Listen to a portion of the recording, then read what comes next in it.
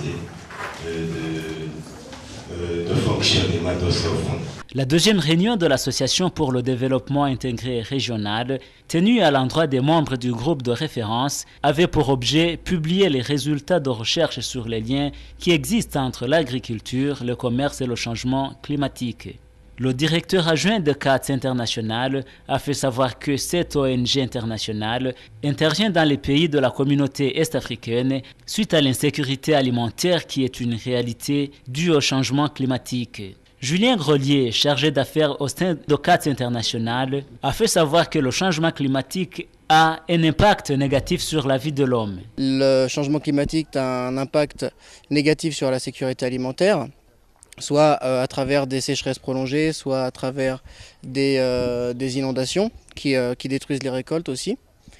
Et le but du projet et de ces réunions de parties prenantes, c'est de trouver des solutions politiques qui utiliseraient le commerce comme un moyen de résoudre ces problèmes.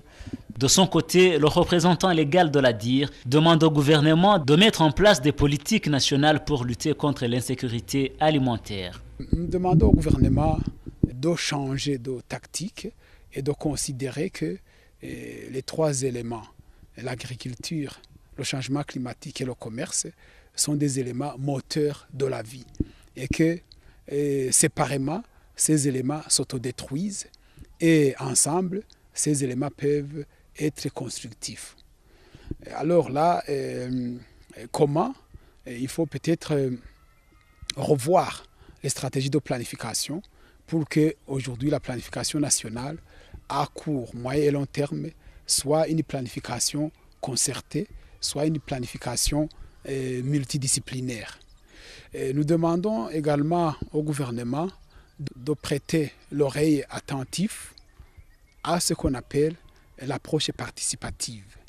C'est-à-dire que d'une part, il y a le secteur public, l'administration, qui doit inévitablement être là. Il y a même la gestion des affaires politiques et de l'État qui doivent être le garant des gouvernements.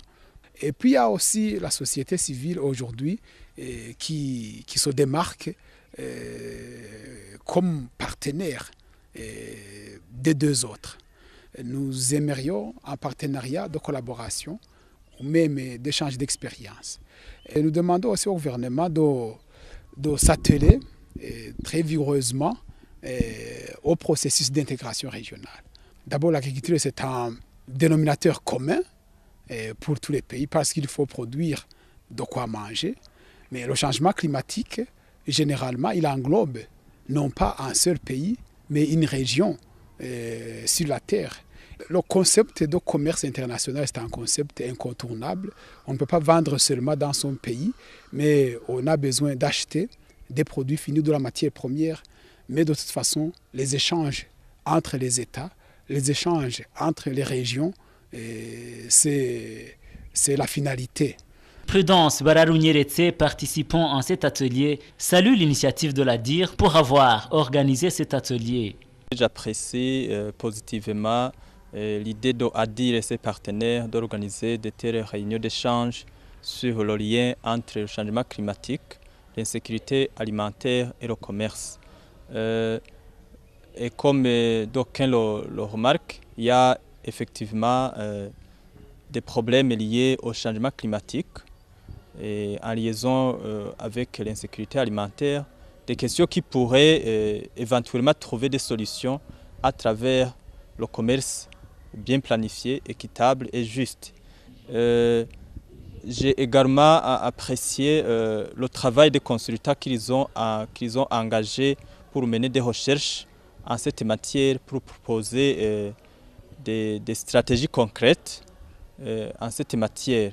Vous saurez qu'une autre réunion du genre se tiendra à Kigali en date du 7 au 18 août 2012.